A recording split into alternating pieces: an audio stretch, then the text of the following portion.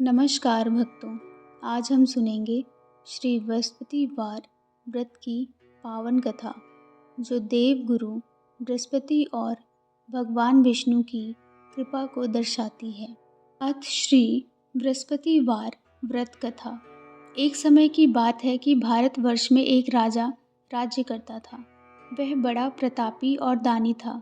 वह नित्य प्रति मंदिर में दर्शन करने जाता था। वह ब्राह्मण और गुरु की सेवा किया करता था। उसके दरवाजे से कोई भी निराश होकर नहीं लौटता था। वह प्रत्येक गुरुवार को व्रत रखता एवं पूजा करता था। हर एक दिन गरीबों की सहायता करता था, परंतु ये सब बातें उसकी रानी को अच्छी नहीं लगती थी। वह ना व्रत करती और ना किसी को एक पैसा दान तक देती थी, तथा राजा से भी ऐसा करने से मना किया करती थी। एक समय की बात है कि राजा तो शिकार खेलने वन को गए हुए थे। घर पर रानी और दासी थी। उस समय गुरु बृहस्पति देव एक साधु का रूप धारण कर राजा के दरवाजे पर भिक्षा मांगने गए। रानी ने भिक्षा देने से इनकार कर दिया और कहने लगी, हे साधु महाराज, मैं इस दान पुण्य से तंग आ गई हूँ। मेरे से तो घर का कार्य ही समाप्त नहीं होता, तो इस कार्य के लिए तो मेरे पति देव ही बहुत हैं। अब आप इस प्रकार की कृपा करें कि वह सब धन नष्ट हो जावे तथा मैं आराम से रह सकूं। साधु बोले, हे देवी, तुम तो बड़ी विचित्र हो। संतान और धन से कोई दुखी नहीं होता, इसको सभी चाहते हैं। पापी भी पुत्र और धन की इच्छा करता है। अगर आपके पास अधिक धन है तो भूखे मनुष्य को भोजन कराओ, प्याऊ लगवाओ, ब्राह्मणों को दान दो, धर्मशाला बनवाओ, कुआं, तालाब, बावड़ी, बाग, बगीचों आदि के निर्माण कराओ तथा निर्धन मनुष्यों की कुंवारी कन्याओं का विवाह करवाओ और अनेकों यज्ञ आदि कर्म करो। इस प्रकार के कर्मों से आपके कुल का और आपका नाम परलोक में सार्थक होगा एवं स्वर्ग की प्राप्ति होगी। मगर वह रानी इन बातों से खुश ना हुई। वह बोली, हे साधु महाराज, मुझे ऐसे धन की भी आवश्यकता नहीं जिसे अन्य मनुष्यों को दान दूं तथा जिसको संभाल कर रखने में ही मेरा सारा समय बर्बाद हो जाए। साधु ने कहा, हे देवी, तुम्हारी ऐसी इच्छा है तो ऐसा ही होगा। मैं तुम्हें बताता हूँ, वैसा ही करना। बृहस्पतिवार के दिन घर को गोबर से लीपना, अपने केशों को धोना, केशों को धोते समय स्नान करना, राजा से कहना कि वह हजामत करवाए, भोजन में मांस मदिरा खाना, कपड़ा धोबी के यहाँ धुलने डालना। इस प्रकार 7 बृहस्पतिवार करने से तुम्हारा सब धन नष्ट हो जाएगा। यह कहकर वह साधु महाराज वहाँ से अंतर्ध्यान हो गए। रानी ने साधु के कहने के अनुसार वैसा ही किया। 3 बृहस्पतिवार ही बीते थे कि उसका समस्त धन संपत्ति नष्ट हो गया और भोजन के लिए दोनों समय परिवार तरसने लगा तथा सांसारिक भोगों से दुखी रहने लगे। तब वह राजा रानी से कहने लगा कि रानी, तुम यहीं पर रहो, मैं दूसरे देश को जाऊं, क्योंकि यहाँ पर सभी मनुष्य मुझे जानते हैं, इसलिए कोई कार्य भी नहीं कर सकता। देश चोरी परदेश भीख बराबर है। ऐसा कहकर राजा परदेश चला गया। वहाँ जंगल में जाता और लकड़ी काटकर लाता और शहर में बेचता। इस तरह जीवन व्यतीत करने लगा। इधर रानी के घर रानी और दासी दुखी रहने लगी। किसी दिन भोजन मिलता और किसी दिन जल पीकर ही रह जाती। एक समय रानी और दासी को 7 दिन बिना भोजन के व्यतीत हो गए। तो रानी ने अपनी दासी से कहा, हे दासी, यहाँ पास ही के नगर में मेरी बहन रहती है। वह बड़ी धनवान है। तू उसके पास जा और वहाँ से 5 सेर बेजर लेकर आ। कुछ समय के लिए गुजारा हो जाएगा। इस प्रकार रानी की आज्ञा मानकर दासी रानी की बहन के पास गई तो रानी की बहन उस समय पूजन कर रही थी, क्योंकि उस रोज बृहस्पतिवार का दिन था। जब दासी ने रानी की बहन को देखा और उससे बोला, हे रानी, मुझे तुम्हारी बहन ने भेजा है, मेरे लिए 5 सेर बेजर दे दो। इस प्रकार दासी ने अनेक बार कहा, परंतु रानी ने कुछ उत्तर नहीं दिया। तो वह बहुत दुखी हुई और क्रोध भी आया और लौटकर अपने गांव आ रानी के पास आकर बोली, हे रानी, आपकी बहन बहुत घमंडी है। वह छोटे लोगों से बात भी नहीं करती। जब मैंने उससे तुम्हारा संदेश कहा तो उसने कोई उत्तर नहीं दिया। मैं वापस चली आई। रानी बोली, हे दासी, इसमें उसका कोई दोष नहीं है। जब बुरे दिन आते हैं तब कोई सहारा नहीं देता। अच्छे बुरे का पता विपत्ति में ही लगता है। जो ईश्वर की इच्छा होगी वही होगा। वह हमारे भाग्य का ही दोष है। पर रानी ने देखा कि मेरी बहन की दासी आई थी, परंतु मैं उससे नहीं बोली। इससे वह बहुत दुखी हुई होगी।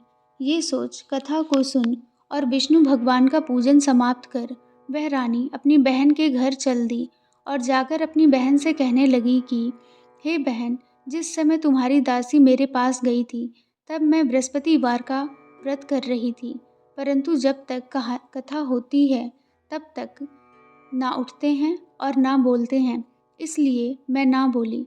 कहो दासी, क्यों गई थी? रानी बोली, बहन, हमारे घर में अनाज नहीं था। वैसे तुमसे कोई बात छुपी नहीं है, इसी कारण मैंने दासी को तुम्हारे पास 5 सेर बेजर लेने के लिए भेजा था। रानी बोली, बहन, बृहस्पति भगवान सबकी मनोकामना पूर्ण करते हैं। देखो, शायद तुम्हारे घर में भी अनाज रखा हो। इस प्रकार का वचन जब रानी ने सुना तो वह घर के अंदर गई और वहाँ से उसे एक घड़ा बेजर भरा मिल गया। तब तो वह रानी और बांदी बहुत खुश हुई और दासी को कहने लगी, देखो रानी, वैसे तो हमको जब नहीं मिलता तो हम रोज़ ही व्रत करते हैं। अगर इनसे व्रत की विधि और कथा पूछ ली जाए तो उसे हम भी किया करेंगे। तब उस रानी ने अपनी बहन से पूछा, हे बहन, बृहस्पतिवार व्रत की कथा कैसे है तथा वह व्रत कैसे करना चाहिए? रानी की बहन ने कहा, इस व्रत में चने की दाल मुनक्का से विष्णु भगवान का केले की जड़ में पूजन करें तथा दीपक जलावें, पीला भोजन करें तथा कहानी सुनें। इस प्रकार करने से गुरु भगवान प्रसन्न होते हैं, अन्न पुत्र एवं धन देते हैं, मनोकामना पूर्ण करते हैं। इस प्रकार रानी और दासी दोनों ने निश्चय किया कि बृहस्पति भगवान का पूजन जरूर करेंगी। 7 दिन बाद जब बृहस्पतिवार आया तो उन्होंने व्रत रखा। घुड़साल में जाकर चना गुड़ बीन लाई तथा उसकी दाल से केले की जड़ का तथा विष्णु भगवान का पूजन किया। अब भोजन पीला कहाँ से आवे? बेचारी बहुत दुखी हुई, परंतु उन्होंने व्रत किया था, इस कारण गुरु भगवान प्रसन्न थे। वह महात्मा के रूप में 2 थालों में सुंदर पीला भोजन लेकर आए और दासी को देकर बोले, हे दासी, यह तुम्हारे और रानी के लिए भोजन है, तुम दोनों भोजन करना। दासी भोजन पाकर बहुत प्रसन्न हुई और रानी से बोली, चलो रानी जी, भोजन कर लो। रानी को इस विषय में कुछ नहीं पता था, इसलिए वह दासी से बोली, तू ही भोजन कर, क्योंकि तू व्यर्थ में हमारी हंसी उड़ाती है। दासी बोली, एक महात्मा भोजन दे गए हैं। रानी कहने लगी, वह भोजन तेरे लिए ही दे गए होंगे, तू ही भोजन कर। दासी ने कहा, वह महात्मा हम दोनों को 2 थालों में भोजन दे गए हैं, इसलिए हम और तुम दोनों ही साथ साथ भोजन करेंगी। इस प्रकार रानी और दासी दोनों ने गुरु भगवान को नमस्कार कर भोजन प्रारंभ किया तथा वह प्रत्येक बृहस्पतिवार को गुरु भगवान का व्रत और विष्णु भगवान का पूजन करने लगी। बृहस्पति भगवान की कृपा से फिर रानी और दासी के पास धन हो गया। रानी फिर उसी प्रकार से आलस्य करने लगी। तब दासी बोली, देखो रानी, तुम पहले भी इसी प्रकार आलस्य करती थी। तुम्हें धन रखने में कष्ट होता था, इस कारण सभी धन नष्ट हो गया। अब गुरु भगवान की कृपा से धन मिला है तो फिर तुम्हें आलस्य होता है। बहुत मुसीबतों के बाद हमने ये धन पाया है, इसलिए हमें दान पुण्य करना चाहिए। तुम्हें भूखे मनुष्य को भोजन करवाना चाहिए, प्याऊ लगवाओ, ब्राह्मणों को दान दो, कुआं तालाब बावड़ी आदि का निर्माण कराओ, मंदिर पाठशाला बनवाकर दान दो, कुंवारी कन्याओं का विवाह कराओ, धन को शुभ कार्यों में खर्च करो, जिससे तुम्हारे कुल का यश बढ़े तथा स्वर्ग को प्राप्त हो और पितृ प्रसन्न हों। तब रानी ने इसी प्रकार के कर्म करने प्रारंभ किए तो काफ़ी यश फैलने लगा। एक दिन रानी और दासी ने विचार किया कि ना जाने राजा किस दशा में होंगे, उनकी कोई खबर नहीं है।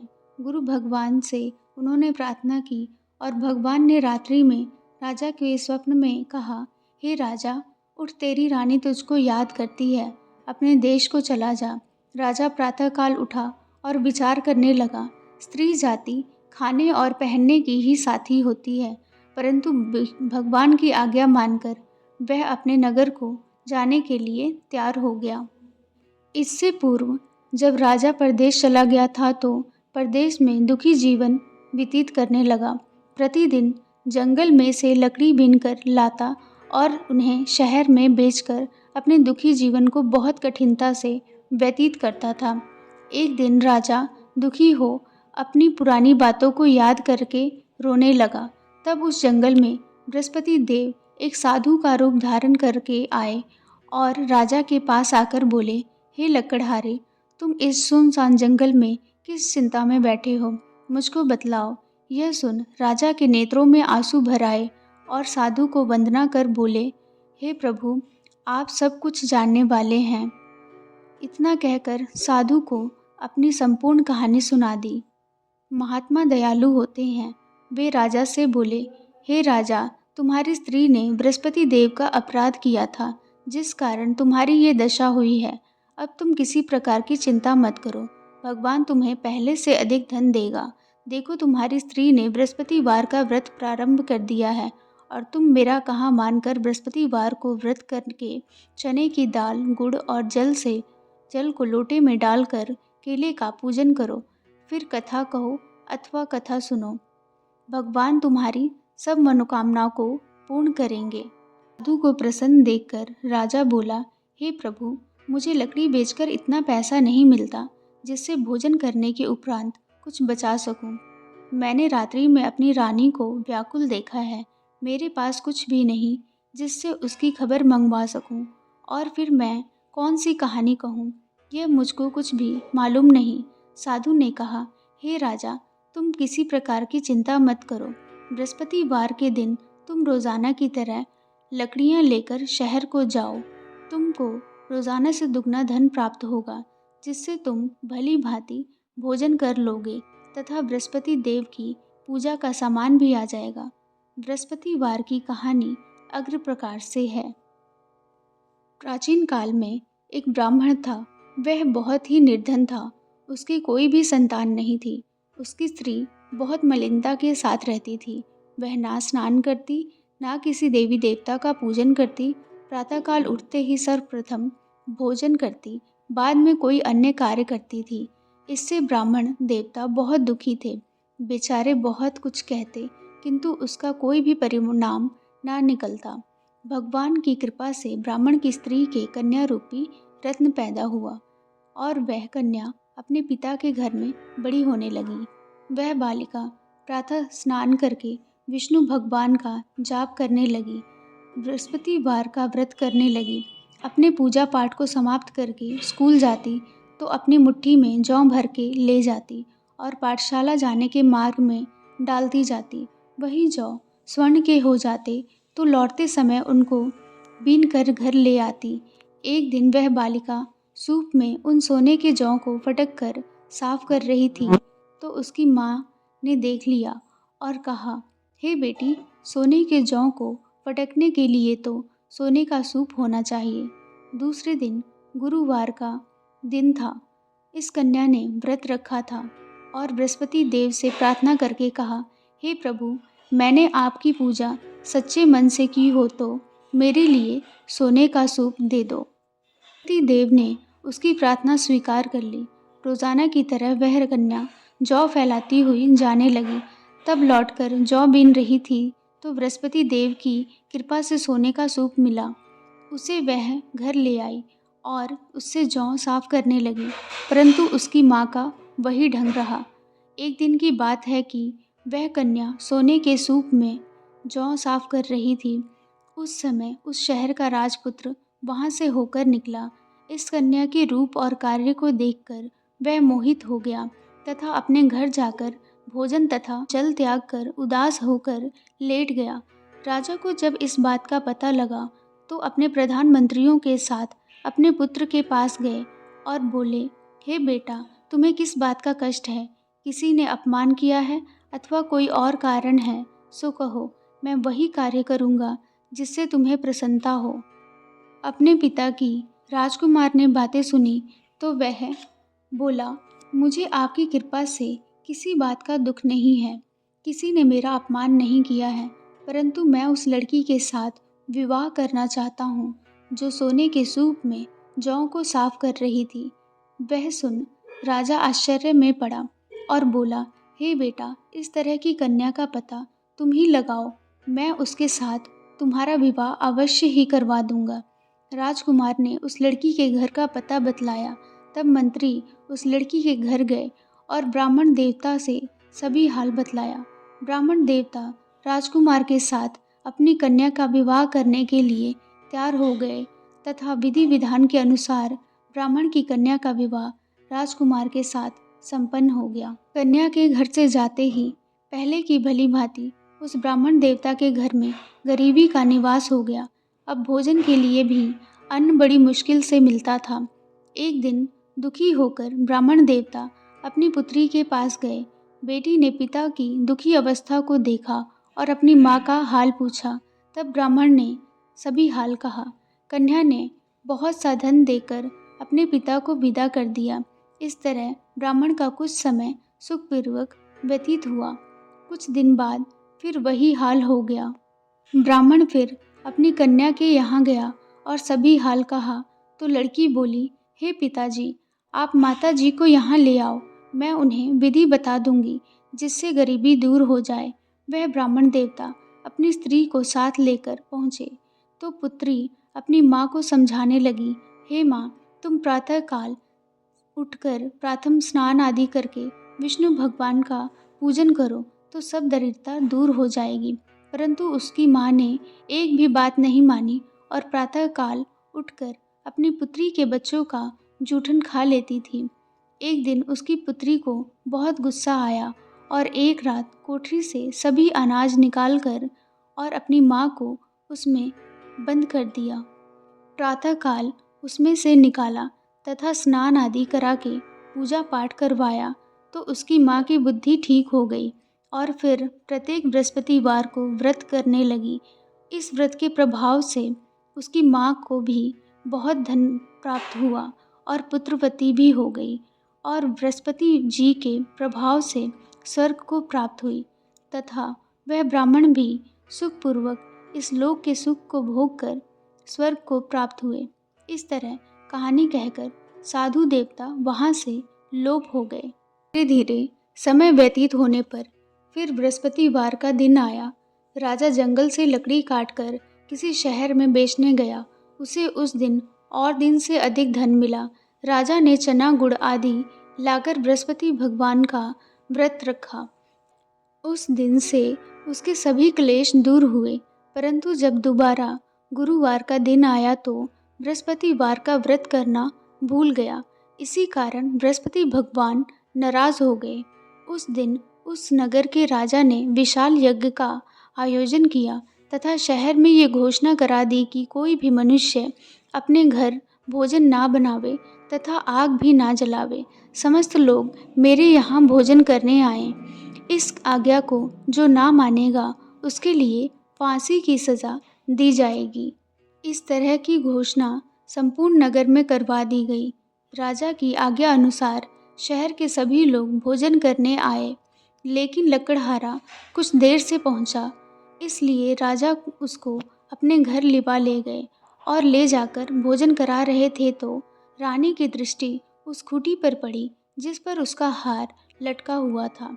वह वहाँ पर दिखाई नहीं दिया। रानी ने निश्चय किया कि मेरा हार इस मनुष्य ने चुरा लिया है। उसी समय पुलिस बुलवाकर उसको जेल खाने में डलवा दिया। जब राजा जेल खाने में गया तो बहुत दुखी होकर विचार करने लगा कि ना जाने कौन से पूर्व जन्म के कर्म से मेरे लिए दुख प्राप्त हुआ है, और उसी साधु को याद करने लगा जो कि जंगल में मिला था। उसी समय तत्काल बृहस्पति देव साधु के रूप में प्रकट हो गए और उसकी दशा को देखकर कहने लगे, अरे मूर्ख, तूने बृहस्पति देवता की कथा नहीं की, इसी कारण तुम्हें दुख प्राप्त हुआ है। अब चिंता मत कर, बृहस्पतिवार के दिन जेल खाने के दरवाजे पर 4 पैसे पड़े मिलेंगे, उनसे तू बृहस्पति देव की पूजा करना, तेरे सभी कष्ट दूर हो जाएंगे। बृहस्पतिवार के रोज उसे 4 पैसे मिले। राजा ने कथा कही। उसी रात्रि को बृहस्पति देव ने उस नगर के राजा को स्वप्न में कहा, हे राजा, तुमने जिस आदमी को जेल खाने में बंद कर दिया है वह निर्दोष है, वह राजा है, उसे छोड़ देना। रानी का हार उसी खूंटी पर लटका हुआ है। अगर तूने ऐसा नहीं किया तो मैं तेरे राज्य को नष्ट कर दूंगा। इस तरह के रात्रि स्वप्न को देख राजा जब प्रातःकाल उठा और खूंटी पर हार टंगा देखा तो लकड़हारे को बुलाकर क्षमा मांगी तथा राजा को योग्य सुंदर वस्त्र आभूषण देकर विदा किया। गुरुदेव की आज्ञा अनुसार राजा अपने नगर को चल दिया। राजा जब नगर के निकट पहुंचा तो उसे बड़ा ही आश्चर्य हुआ।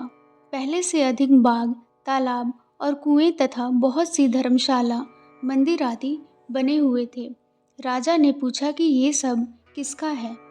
तब नगर के सब लोग कहने लगे कि ये सब रानी और बांदी के हैं। तो राजा को आश्चर्य हुआ और गुस्सा भी आया। जब रानी ने ये खबर सुनी कि राजा आ रहे हैं तो बांदी से कहा, हे दासी, देख राजा हमको कितनी बुरी हालत में छोड़ गए थे। वह हमारी ऐसी हालत देखकर लौट ना जाएं, इसलिए तू दरवाजे पर खड़ी हो जा। के अनुसार दासी दरवाजे पर खड़ी हो गई और राजा आए तो उन्हें अपने साथ ले आई। तब राजा ने क्रोध करके अपनी तलवार निकाली और पूछने लगे, ये बताओ कि ये सब धन तुम्हें कैसे प्राप्त हुआ है? तब उन्होंने कहा, हमें ये सब धन बृहस्पति देव के इस व्रत के प्रभाव से प्राप्त हुआ है। राजा ने निश्चय किया कि 7 रोज बाद तो सभी बृहस्पति देव का पूजन करते हैं, परंतु मैं रोजाना दिन में 3 बार कहानी कहा करूँगा तथा रोज व्रत किया करूँगा। अब हर समय राजा के दुपट्टे में चने की दाल बंधी रहती थी तथा दिन में 3 बार कहानी कहता। एक रोज राजा ने विचार किया कि चलो अपनी बहन के घर हो आएं। इस तरह निश्चय कर राजा घोड़े पर सवार होकर अपनी बहन के घर जाने लगा। मार्ग में उसने देखा कि कुछ आदमी एक मुर्दे को लिए जा रहे हैं। उन्हें रोककर राजा कहने लगा, अरे भाइयों, मुझसे बृहस्पति देव की कहानी सुन लो। वे बोले, लो, हमारा तो आदमी मर गया है, इसको अपनी कथा की पड़ी है। परंतु कुछ आदमी बोले, अच्छा कहो, हम तुम्हारी कथा भी सुनेंगे। राजा ने दाल निकाली और कथा कहने लगा। जब कथा आधी हुई थी कि मुर्दा हिलने लग गया और जब कथा समाप्त हो गई तो राम राम कहकर वह मनुष्य खड़ा हो गया। आगे मार्ग में उसे एक किसान खेत में हल चलाता मिला। राजा ने उसे देखा और उससे बोला, अरे भैया, तुम मुझसे बृहस्पतिवार की कथा सुन लो। किसान बोला, जब तक मैं तेरी कथा सुनूंगा तब तक 4 हरैया जोत लूँगा। जा तू अपनी कथा किसी और को सुनाना। इस तरह राजा आगे चलने लगा। राजा के हटते ही बैल पछाड़ खाकर गिर गए तथा उसके पेट में बहुत ज़ोर से दर्द होने लगा। उस समय उसकी माँ रोटी लेकर आई। उसने जब ये देखा तो अपने पुत्र से सब हाल पूछा और बेटे ने सभी हाल कह दिया। तो बुढ़िया दौड़ी दौड़ी उस घुड़सवार के पास जाकर गई और उससे बोली, मैं तेरी कथा सुनूंगी, तू अपनी कथा मेरे खेत पर ही चलकर कहना। राजा ने बुढ़िया के खेत पर जाकर कथा कही, जिसके सुनते ही वह बैल खड़े हुए तथा किसान के पेट का दर्द भी बंद हो गया। राजा अपनी बहन के घर पहुंच गया। बहन ने भाई की खूब मेहमानी की। दूसरे रोज प्रातःकाल राजा जागा तो वह देखने लगा कि सब लोग भोजन कर रहे हैं। राजा ने अपनी बहन से कहा कि कोई ऐसा मनुष्य है जिसने भोजन नहीं किया हो, मुझसे बृहस्पतिवार की व्रत कथा सुन ले। बहन बोली, हे भैया, ये देश ऐसा ही है, पहले यहाँ लोग भोजन करते हैं, बाद में अन्य काम करते हैं। अगर कोई पड़ोस में हो तो मैं देख आती हूँ।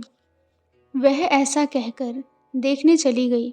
परंतु उसे कोई भी ऐसा व्यक्ति नहीं मिला जिसने भोजन ना किया हो। अतः वह एक कुम्हार के घर गई जिसका लड़का बीमार था। उसे मालूम हुआ कि उनके यहाँ 3 रोज से किसी ने भोजन नहीं किया। रानी ने अपने भाई की कथा सुनने के लिए कुम्हार से कहा। वह तैयार हो गया। राजा ने जाकर बृहस्पतिवार की कथा कही, जिसको सुनकर उसका लड़का ठीक हो गया। अब तो राजा की प्रशंसा होने लगी। एक दिन राजा ने अपनी बहन से कहा, हे बहन, हम अपने घर को जाएंगे, तुम भी तैयार हो जाओ। राजा की बहन ने अपनी सास से पूछा तो सास बोली, हाँ चली जा, परंतु अपने लड़कों को मत ले जाना, क्योंकि तेरे भाई के कोई संतान नहीं होती। बहन ने अपने भैया से कहा, हे भैया, मैं तो चलूँगी, मगर कोई बालक नहीं जाएगा।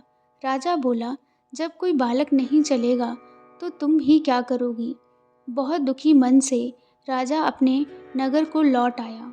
राजा ने अपनी रानी से कहा, हम निर्वंशी राजा हैं, हमारा मुंह देखने का धर्म नहीं और कुछ भोजन आदि नहीं किया। रानी बोली, हे राजन, बृहस्पति देव ने हमें सब कुछ दिया है तो संतान भी अवश्य देंगे। उसी रात को बृहस्पति देव ने राजा को स्वप्न में कहा, हे राजा, उठ, सभी सोच को त्याग दे, तेरी रानी गर्भ से है। राजा को ये बात सुनकर बहुत खुशी हुई। 90 महीने में उसके गर्भ से एक सुंदर पुत्र पैदा हुआ। तब राजा बोला, हे रानी, स्त्री बिना भोजन के रह सकती है, बिना कहे नहीं रह सकती। जब मेरी बहन आवे तो तुम उससे कुछ ना कहना। रानी ने सुनकर हाँ कर दी। राजा की बहन ने यह शुभ समाचार सुना तो वह बहुत खुश हुई तथा बधाई लेकर अपने भाई के यहाँ आई। तभी रानी ने कहा, घोड़ा चढ़कर तो नहीं आई, गधा चढ़कर आई। राजा की बहन बोली, भाभी, मैं इस प्रकार ना कहती तो तुम्हें औलाद कैसे मिलती। बृहस्पति देव ऐसे ही हैं, जैसे जिसकी मन में कामनाएं होती हैं सभी को पूर्ण करते हैं। जो सद्भावना पूर्वक बृहस्पतिवार का व्रत करता है एवं कथा पढ़ता है अथवा सुनता है और दूसरों को सुनाता है, बृहस्पति देव उसकी सभी मनोकामना पूर्ण करते हैं। भगवान बृहस्पति देव उनकी सदैव रक्षा करते हैं। संसार में सच्ची भावना और श्रद्धा से भगवान जी का पूजन व व्रत करते हैं, उनकी सभी मनोकामनाएं पूर्ण होती हैं। जैसी सच्ची भावना से रानी और राजा ने उनकी कथा का गुणगान किया तो उनकी सभी इच्छाएं बृहस्पति देव जी ने पूर्ण की थी। इसीलिए सबको कथा सुनने के बाद प्रसाद लेकर जाना चाहिए। हृदय से उनका मनन करते हुए जयकारा बोलना चाहिए। बोलो बृहस्पति देव की जय, विष्णु भगवान की जय। इत बृहस्पतिवार व्रत की कथा समाप्त।